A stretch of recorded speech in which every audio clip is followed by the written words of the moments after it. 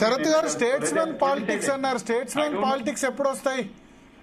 ఒక్క విషయం చెప్పాను రాష్ట్రంలో ఈ టాపిక్ లో ఒక ముఖ్యమైన సంఘటన, ఒక ముఖ్యమైన విషయం నేను చెప్పాలనుకున్నాను సార్. యాక్చువల్లీ అయితే మనం అంటే సమకాలీన రాజకీయ వ్యవస్థకు మనం డైరెక్ట్ గా సాక్షులం. ఇప్పుడు 1978 తర్వాత 80 దశకంలో Karpoori Thakur was the chief minister of Bihar. ఆయన భారతీయ జనతా పార్టీలో డ్యూయల్ మెంబర్షిప్, జనతా పార్టీలో డ్యూయల్ మెంబర్షిప్ అనే దాని మీద ఒక ఇష్యూ చేసేసి వాళ్ళు అంటే పార్టీని విడగొట్టడానికి కూడా కారణాభూతమైన వ్యక్తికి ఇవాళ భారతరత్న అవార్డు ఇచ్చినాడు ప్రధాని నరేంద్ర మోడీ. అంటే రాజకీయాలు ఇట్లా మారాల. ఇప్పుడు కేటీఆర్ గారు తన తండ్రిని జాతిపిత అది ఇది అని అనడాన్ని నేను సమర్థిస్తానేమో గానీ, ముఖ్యమంత్రిని పట్టుకొని శునకము అది ఇది అని ఈ రోజు అనకూడదు. వేరే సందర్భాలలో అభ్యంతరం లేదు. ఇప్పుడు ఏంది అనవసరంగా ఈ శునకము అది ఇది అని అనేటువంటి పదజాలం వాడడం వల్ల రేవంత్ రెడ్డి అభిమానులు కేసీఆర్ మీద మన్నుపోస్తారు కదా. తర్వాత ఇంకోటి ఏంటంటే అంత తన స్వార్థ రాజకీయాల కోసమని ఆయనకి ఏం లేదు చెప్పుకోవడానికి, కాబట్టి కేసీఆర్ పేరు చెప్పుకొని ఏదో చెట్టు పేరు చెప్పుకొని కాయలు అమ్ముకున్నట్టుగా ప్రతిసారి కేసీఆర్ కు అప్రతిష్ట తీసుకొస్తున్నాడు. నా రిక్వెస్ట్ విత్ కేసీఆర్ అంటే ఒకవేళ కేసీఆర్ గారి కనుక ఈ ప్రోగ్రాం చూస్తుంటే నా రిక్వెస్ట్ ఏంటంటే ఒక్కసారి కొడుకును పిలిచి చెంపవించి చెడళ్ళు అనుకొట్టి ఇంకోసారి నా టాపిక్ తీయకు. నువ్వు ఎదగదలుచుకుంటే నువ్వు సొంతగా ఎదుగు, అంతేగాని నన్ను అప్రతిష్ట పాలు చేయకురా ఎదవా అని అంటే చాలా బాగుంటుందని నేను రిక్వెస్ట్. ఎందుకంటే ఒక్క నిమిషం, నేను ఇదే క్వశ్చన్ అడిగితే నీ తండ్రిని అంటే ఊరుకుంటావా భరత్ అని నన్ను అడిగారు. సరే కాదండి, సందర్భోచితంగా మాట్లాడమన్నాడు సార్. ఇవాళ జన్మదినోత్సవం నాడు తండ్రిని పొగడమను, తండ్రిని గొప్పగా చెప్పమను, అభ్యంతరం లేదు. అతను కేసీఆర్ వల్లనే మొత్తం తెలంగాణ వచ్చిందని అనమని అట్ట కూడా మనకు అభ్యంతరం లేదు. ఎన్ని విభేదాలున్నా కేసీఆర్ యొక్క గొప్పతనాన్ని ఎవరు కాదనట్లేదు. కానీ రేవంత్ రెడ్డి టాపిక్ తీసి ఆయనను శురకము గినకము అది ఇది తర్వాత నువ్వు ద్రోహుల గుంపుకు నాయకుడివి ఇట్లాంటి పదజాలం ఎందుకు వాడాలండి? కొంతకన్నా భాష మీద కొంత నియంత్రణ అవసరం లేదా? చిన్నపిల్లోడా కేటీఆర్? ఇంకా ఎప్పుడు నేర్చుకుంటాడండి రాజకీయాలను? అంత చిన్న పిల్లలాగా వ్యవహారం చేస్తా ఉన్నాడు.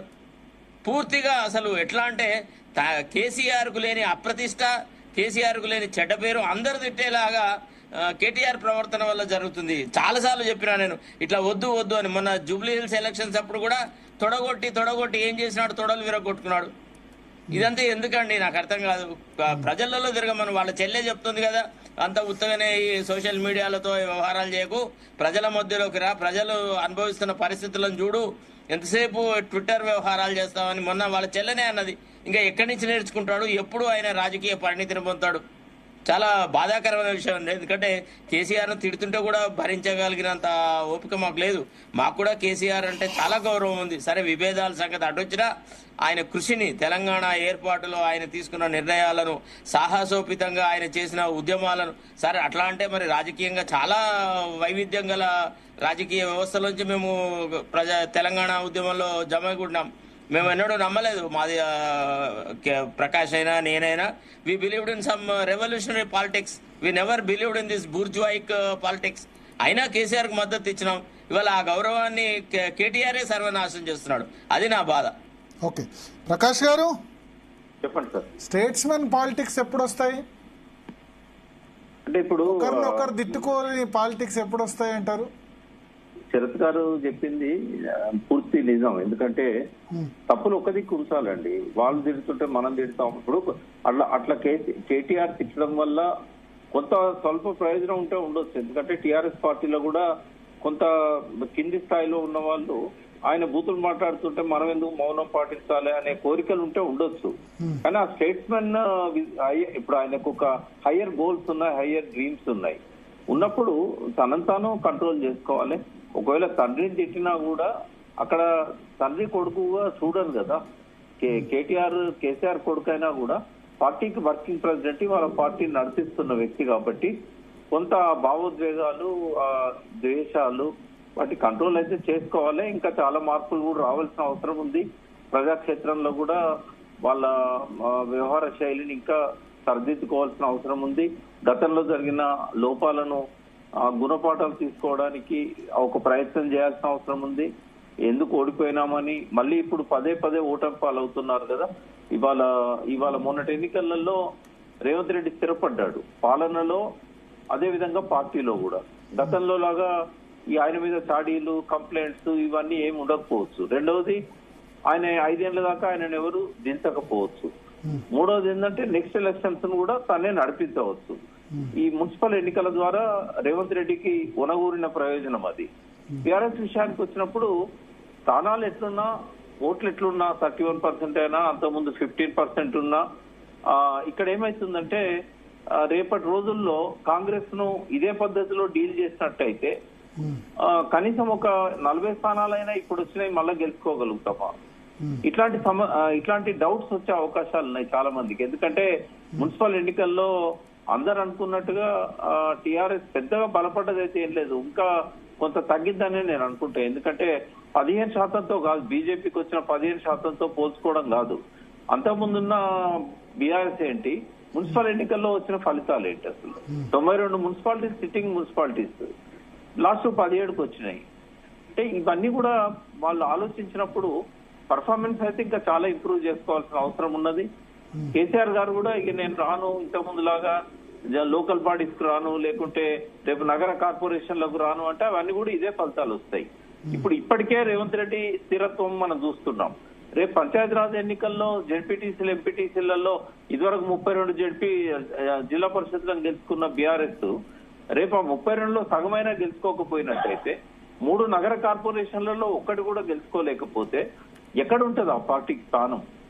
మీరు ఎన్ని తిట్టుకున్నా, ఎన్ని అయినా మళ్ళీ నెక్స్ట్ టైం అసెంబ్లీలో పర్ఫార్మెన్స్ రావాలంటే ఆ టైం సరిపోదు. 1.5 year ఉంటుంది ఈ ఎలక్షన్లు అన్నీ అయిపోయిన తర్వాత. కాబట్టి ఇప్పుడు మించిపోయింది ఏం లేదు. ఆ పార్టీకి ఇప్పుడు సరైన సమయం, శరత్ గారు చెప్పినట్టుగా సంయమనం పాటిస్తాలే, నాయకత్వ ప్రతిభ చాటాలే. కేసీఆర్ కొడుకుగా కేటీఆర్ గారు తన వ్యవహార పద్ధతిలో, భాషా పాండిత్యంలో ఆ రకంగా ఎదగాల్సిన అవసరం ఉంటది. కాబట్టి ఇవన్నీ కూడా వాళ్ళు ఇంటర్నల్ గా ఆలోచించుకొని, సమీక్షించుకొని వాళ్ళు ఎదగాల్సిన అవసరం ఉంది. ఎందుకంటే ప్రతిపక్షం బలంగా ఉంటేనే పాలకపక్షం కూడా ప్రజల సమస్యలను పట్టించుకుంటది. కేసీఆర్ గారు తన పాలనలో ప్రతిపక్షాన్ని 0 చేయాలనుకున్నారు. మరి ఇప్పుడు బీఆర్ఎస్ ప్రతిపక్షంగా 0 అయినట్టయితే మళ్ళీ అదే ఫలితం వస్తుంది రేవంత్ రెడ్డికి. కాబట్టి ఒక బలమైన ప్రతిపక్షాన్ని ఆయన కోరుకోవాలి. ఆయన కూడా 2.5 సంవత్సరాలు అయింది. ఇప్పుడు స్థిరపడుతున్న క్రమంలో ఇంకా ఆ దూషణలు, ఆ నోరు బారేసుకోవడాలు, రోత మాటలు, బూతు మాటలు ఇవన్నీ ఇప్పటికైనా ఆయన ఆపాలి. ఒక ముఖ్యమంత్రి స్టేచర్ కు తగ్గట్టుగా ఉండాలి అనే ఆలోచన ఆయన చేయాల్సిన అవసరం ఉంటది. మన కత్తి వెంకట స్వామి లాంటి వాళ్ళు చాలా బాగా మాట్లాడుతున్నారు మీడియాలో. అంటే ఒక కాంగ్రెస్ పార్టీలో ఉండి అట్లా మాట్లాడే వాళ్ళని అయితే నేను చూడలేదు. నీకు సాల్యూట్ అన్నా. మొన్న కూడా నేను మీ లైవ్ లో లేకపోయినా నేను విన్నాను మీరు మాట్లాడింది. మీరు అలాగే కంటిన్యూ చేయండి. ఎందుకంటే ఒక ఉద్యమకారుని లక్ష్యం అనేది అట్లాగే ఉండాలి. మనము దిగిపోయినంత మాత్రాన, వాళ్ళ నుంచి దూరమైనంత మాత్రాన మన క్యారెక్టర్ ను మనం చంపుకోవద్దు. మన భాషను మనం, ఆ ఔదార్యాన్ని, ఆ హుందాతనాన్ని మనం కూడా కొనసాగించాలి. మిమ్మల్ని అనుసరించాలి మిగతా కాంగ్రెస్ ఉద్యమంలో ఉన్న నాయకులని నేను అనుకుంటున్నా. సో ఇది నా అభిప్రాయం భరత్. భరత్ గారు, ఒక మాట సార్, పొలిటికల్ కాంప్లెక్షన్ లో బీఆర్ఎస్ ఒక మార్పు గురి కావాలి సార్. ఏదో ఒక రోజున కేటీఆర్ తన మోరల్ రెస్పాన్సిబిలిటీని గుర్తించి, ఇక నేను సరిపోయింది, ఇప్పటి వరకు నేను వర్కింగ్ ప్రెసిడెంట్ గా ఉన్నా, నేను పక్కకు జరుగుతా, నా స్థానంలో ఒక బలహీన వర్గాల వాళ్ళకి, ఒక ఎస్సీకి, ఒక దళితులకి ఆ అవకాశం ఇస్తానని హుందాగా పక్కకు తప్పుకొని ఒక వాళ్ళ నేతృత్వంలో, అంటే అందరిది ఈ పార్టీ అనే ఒక ఇంప్రెషన్ క్రియేట్ చేయాలి. ఇప్పుడు ఇంకా కూడా రోజు రోజుకు బలపడుతుంది ఏంటంటే బీఆర్ఎస్ అంటే ఓన్లీ దొరల పార్టీ అని. 4 పత్తాలే ఆట ఆడుతున్నాయి. తద్వారా ఏం సాధించేది ఉండదండి. దీనివల్ల ఇప్పుడు ప్రకాష్ లాంటి వాళ్ళు, లేకపోతే ఇంకా చాలా మంది ఉన్నారు మేధావులు బీఆర్ఎస్ లో మేధావులకు కానీ, నిజాయితీ పరులకు కానీ ఏం కుదవలేదు. కానీ వాళ్ళ మాటలన్నీ అరణ్య రోజున అవుతున్నాయి. ఇప్పుడు ప్రకాష్ గారి మాటను కేటీఆర్ పట్టించుకుంటాడా? ఎంత అహంభావి, ఎంత నీచమైన వ్యవహారాలు చేస్తా ఉన్నాడు అసలు. ఒక్కసారన్న విచక్షణ అనేది లేకుండా, ఇవాళ జన్మదిన సందర్భం లేదా అనండి. ఇప్పుడు సమయ సందర్భాలు లేకుండా వివాదాలను చెలరేకెత్తేసి చెత్త వ్యవహారాలు చేసి అసలు ప్రజలకు వీళ్ళు దగ్గరయ్యే పని ఏం చేస్తున్నారు ఒకసారి ఆలోచించాలి కదా. కేసీఆర్ ప్రభుత్వం సాధించిన ఘన విజయాలను చాటేటప్పుడు కూడా రేవంత్ రెడ్డిని తిట్టుకుంటూ మాట్లాడుతున్నాడు. తద్వారా ఆ కార్యక్రమాల నుంచి లాభం పొందిన వాళ్ళు కూడా ఈ కేటీఆర్